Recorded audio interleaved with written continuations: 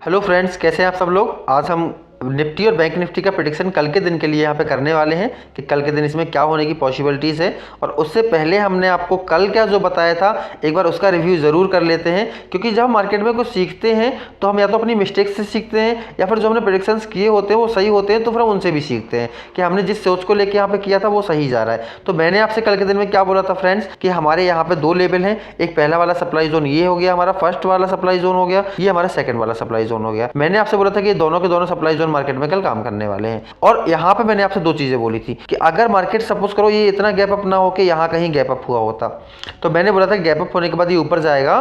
तो अगर ये बहुत स्ट्रॉन्ग तरीके से ऊपर जाता है तो हमें इस वाले लेवल को एक बार को थोड़ा सा देखना है कि इस पर हमें कंफर्मेशन एंट्री मिल रही है कि नहीं है। अगर इसको तोड़ेगा तो ऊपर वाला लेवल जो है वो श्योरली ट्रेड करेंगे। बट यहाँ पे क्या हुआ कि आप देखोगे कि इतनी प्यारी एंट्री यहाँ पे मार्केट ने हमें दी है, इससे ज्यादा अच्छा कुछ हो नहीं सकता। ये 5 मिनट का चार्ट है, ये 5 मिनट की आप कैंडल देखो, ये डोजी, हैंगिंग मैन, जो भी इसको नाम है मुझे नहीं पता पर्टिकुलर, बट ये एक ट्रेंड रिवर्सल की कैंडल है। यहाँ पे हम ये प्रेडिक्ट करते हैं कि हमारा जो ट्रेंड अप जा रहा था अब वो वहां से डाउन आना स्टार्ट हो जाएगा, या फिर जो हमारा ट्रेंड कभी डाउन आ रहा है तो हमारा वहां से अप जाने की एक पॉसिबिलिटी हो जाएगी। और जब ये वाला साइन हमें हमारे रेजिस्टेंस पे मिल रहा है तो हम क्यों इसको ट्रेड ना करें, क्योंकि ये तो हमारे लिए एक तरह से गोल्डन हो गया, सोने पे सुहागा वाली बात हो गई कि हमने एक तो प्रेडिक्शन पहले से कर ही रखा था और हमारी कैंडल्स ने भी हमें यहाँ पे बहुत अच्छी से एक एंट्री दे दी। तो अभी क्या करना है, हमने इस वाली कैंडल को यहाँ पे ट्रेड किया तो आप देखोगे कि ये 5 मिनट, ये फिर से 5 मिनट और ये 5 मिनट, ओनली 15 मिनट की ही यहाँ पे जो तीन कैंडल थी इन्होंने आपको लगभग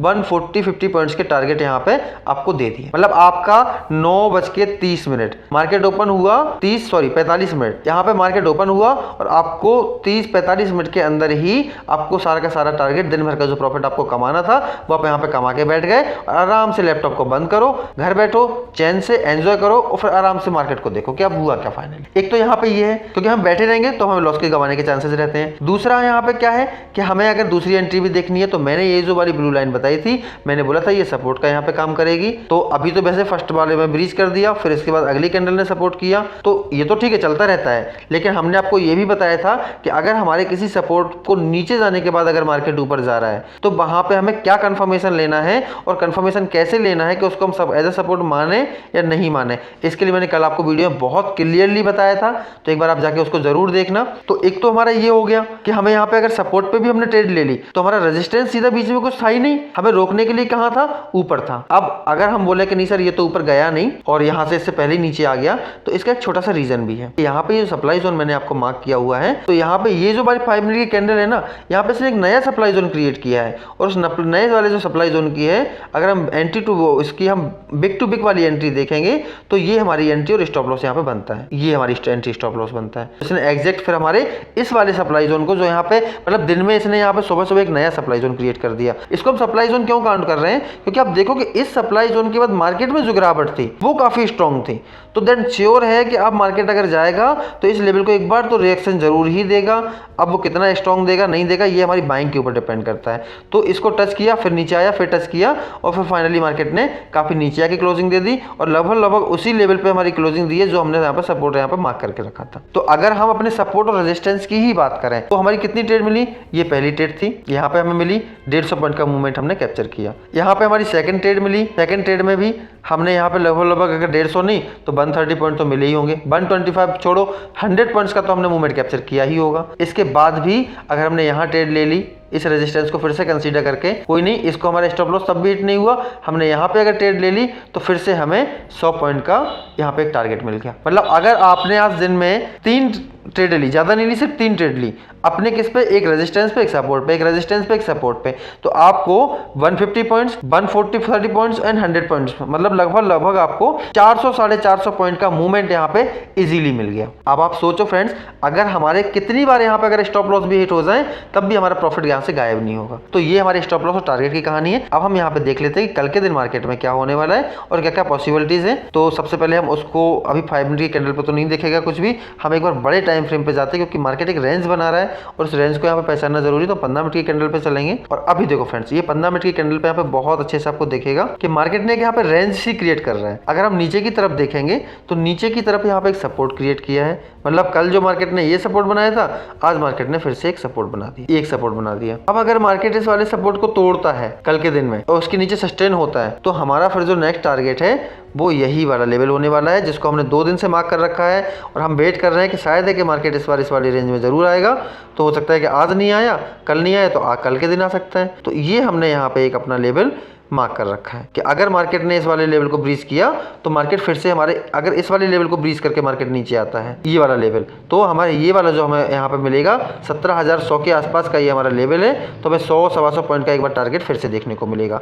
और हम वहाँ पे क्या करने वाले हैं कि जब इस लेवल पे मार्केट आएगा तो हम एक तो देखेंगे कितनी तेजी से नीचे आ रहा है। बहुत तेजी से नीचे आ रहा है तो हम यहाँ पे थोड़ा सा वेट करेंगे और कन्फर्मेशन एंट्री लेंगे। कन्फर्मेशन हमें कैसे लेना है, और शॉर्टर टाइम फ्रेम पे जाके लेना है। हमें 3 मिनट पर कन्फर्मेशन लेना है, हमें 1 मिनट पर कन्फर्मेशन लेना है। अगर यहाँ पे सपोर्ट लेगा तो हमारा फिर से अगला टारगेट, क्योंकि ये जो अभी मैंने यहाँ पे सपोर्ट मार्क किया हुआ है ये सपोर्ट की जगह हमारा एज अ रेजिस्टेंस वर्क करेगा। तो अगर मार्केट ने ऐसा जाना होगा तो फिर ये यहाँ पे आएगा और फिर एक बार आने के बाद फिर ऐसे भी जा सकता है मार्केट। तो ये हमने एक यहाँ पे प्रेडिक्शन किया कि मार्केट यहाँ पे ऐसा जा सकता है। इसी प्रेडिक्शन पे हमें ट्रेड लेनी है, नो इशू।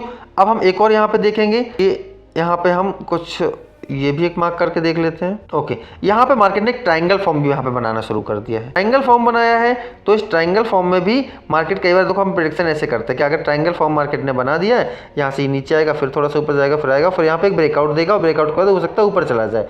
लेकिन अभी अगर आप देखोगे तो ऊपर जाने के लिए हमारे पास थोड़े से और भी रेजिस्टेंस हैं जिसे मार्केट को फेस करना पड़ेगा। जैसे कि एक तो हमारे पास ये रेजिस्टेंस है, मैं मार्क कर लेता हूँ। एक तो यही वाला रेजिस्टेंस है जिसने हाई मारा था, जिसको भी इन्होंने तोड़ा नहीं है, जो हमने कल भी मार्क किया था। एक तो ये रेजिस्टेंस हो गया हमारा कि इसको एक बार फेस करेगा मार्केट। सेकंड रेजिस्टेंस की हम बात करें तो सेकंड रेजिस्टेंस हमारा यहाँ भी होगा। इन दोनों को मार्केट को फेस करना चाहिए। अगर इसके ऊपर निकलेगा तो फिर हम बिल्कुल श्योरली सोचेंगे कि मार्केट में एक बुलिशनेस फिर से आ गई है और यहाँ से ये और भी ऊपर जा सकता है। लेकिन ये तो थोड़ा सा एक लंबी कहानी हो गई, हफ्ते 2 हफ्ते, सॉरी 2 दिन 4 दिन की कहानी हो गई। शॉर्टर टाइम फ्रेम में हम देखेंगे कि हमें क्या क्या पॉसिबिलिटीज हमारे लिए कल मिल सकती है। तो फिर से 5 मिनट की कैंडल पे चलेंगे और हम यहाँ पे देखेंगे कि मार्केट में अब क्या क्या पॉसिबिलिटी है। अगर मार्केट ने फ्लैट ओपनिंग दी, अब यहाँ पे पहले फ्लैट ओपनिंग का सिनेरियो देखते हैं। अगर मार्केट ने यहीं कहीं ओपनिंग दी, ओपनिंग के बाद मार्केट ने इस वाले लेवल के नीचे सस्टेन करना शुरू किया, हम इनिशियली इस टारगेट को इस बार तो हम फाइनली जल्दी देख लेंगे। अगर अब की बार मार्केट तोड़ेगा तो मुझे लगता है कि ये वाले टारगेट हमें इजीली मिल जाने चाहिए। अगर मार्केट को इसी ट्रायंगल चैनल में ही काम करना होगा तो फिर मार्केट में क्या होगा कि ये फ्लैट खुलने के बाद यहाँ पे सस्टेन करेगी और इस वाले लेवल को फिर से टच करेगी। हो सकता है इसे तोड़ दे तो ये हमारा एक रेजिस्टेंस है, हम यहाँ पे एक बार ट्रेड को देखेंगे, ये एक रेजिस्टेंस है, यहाँ भी देखेंगे। अगर आपने इसको सपोर्ट लेते हुए देखा है, ये सपोर्ट कैसे ले रही है मार्केट, तो अब यहाँ पे बाइंग करेंगे। बाइंग करने के बाद हम एक बार यहाँ एक लॉट बुक करेंगे, एक को हम होल्ड करेंगे इस लेवल के लिए, और अगर इसके नीचे वापस आना शुरू करता है तो हम सारे के सारे प्रॉफिट बुक कर लेंगे। यहाँ पे हमें कैसे कंफर्म मानना है कि ये जो मैंने ब्लू लाइन यहाँ पे ग्रीन लाइन वहाँ पे मार्क की हुई है, तो इसको हमें एज अ सपोर्ट लेना है कि ये रेजिस्टेंस का काम करेगी, मतलब इसके ऊपर सस्टेन हो रही है, इसके नीचे जा रही है, ये कैसे डिसाइड करना है। इसके लिए मैंने कल के वीडियो में आपको क्लियरली बताया था कि हम और शॉर्टर टाइम फ्रेम में जाएंगे तो वहाँ पे हमें एकदम से नजर आ जाता है कि जो भी हमने लेवल यहाँ पे मार्क किया है उसके ऊपर सस्टेन हो रहा है या फिर नीचे की तरफ डाउन दे रहा है। एक तो हम उसको देख लेंगे, ठीक है। एक हमारा ये फ्लैट का सिनेरियो हो गया। अब हम गैप अप की बात करते हैं, तो जैसा कि हमारा आज गैप अप मिला हमें, हम उस गैप अप में देखेंगे कि अगर मार्केट ने इस जो ब्लू लाइन यहाँ पे मैंने 10 लाइन यहाँ पे मार्क की हुई है, अगर इसके ऊपर ही यहाँ कहीं इसने ओपनिंग दे दी, ओपनिंग देने के बाद एक तो सिनेरियो के ऊपर ही जाए तो इस वाली रेड लाइन को फिर से रेजिस्टेंस करे, या फिर ऊपर वाली लाइन को रेजिस्टेंस मान के फिर से नीचे आएगा। एक तो ये है, हो सकता है गैप अप जाने के बाद थोड़ा सा नीचे आए और फिर इस ट्रायंगल में यहाँ पे जो इसने क्लियर कर लिया इसको सपोर्ट लेके ऊपर जाएगा। तो हमें इन्हीं पॉइंट्स पे ट्रेड लेनी है। मतलब ऊपर के लिए यहाँ पर क्या ट्रेड है, अगर यहाँ कहीं ओपनिंग होती है उसके बाद नीचे आती है तो हम इस ब्लू लाइन को जो हमने बनाया है, एक तो इसको सपोर्ट पे हम ट्रेड लेना शुरू कर सकते हैं, या फिर अगर इसके बाद ऊपर ही जाता है तो हम जो 2 रेड लाइन हमारी मार्क है, हम यहाँ से इसको एज अ रेजिस्टेंस के लिए नीचे की तरफ ट्रेड करेंगे। ये हमारा गैप अप का सिनेरियो हो गया। अब गैप डाउन की बात करते हैं। अगर मार्केट ने गैप डाउन दिया, ये यहाँ पे गैप डाउन में क्या होता है, कहाँ गैप डाउन दिया, यहाँ कहीं गैप डाउन दिया, अगर इसी लेवल पे दिया तो फिर तो वहाँ पे थोड़ा सा हमें देखना पड़ेगा कि अगर इस लेवल पे लाएगा सीधा इतना, अगर गैप डाउन देगा तो मार्केट नीचे भी जा सकता है, सपोर्ट भी ले सकता है, तो वहाँ पे तो फिर बहुत सारे कंफर्मेशन देखने होते हैं। बट अगर मार्केट ने यहाँ कहीं गैप डाउन दिया और गैप डाउन देने के बाद अगर धीरे धीरे करके नीचे आया, तो हमें इसको एज अ सपोर्ट लेके इसी ऊपर वाले टारगेट के लिए बिल्कुल सी में बैठ सकते हैं इजीली, क्योंकि धीरे धीरे आएगा, मार्केट में स्ट्रॉन्गनेस नहीं है, इसको वो जरूर सपोर्ट की तरह काम करेगा।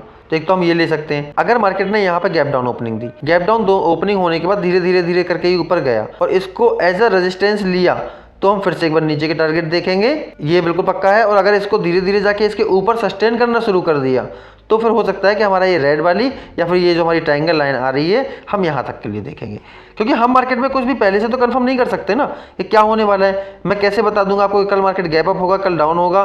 मैंने बोला कि नहीं कल को कुछ भाई बहुत ज़्यादा गैप अप होने वाला है, कल कोई न्यूज़ आ जाएगी मार्केट गिर जाएगा, आप मुझे गालियाँ दोगे। तो ऐसा तो नहीं है, हम यहाँ पे सारी कंडीशंस को लेके चलेंगे और फिर हम अपने लिए यहाँ पे ट्रेड ढूंढते हैं। तो फटाफट से चलो हम एक बार बैंक निफ्टी के बारे में देख लेते हैं कि बैंक निफ्टी में क्या है।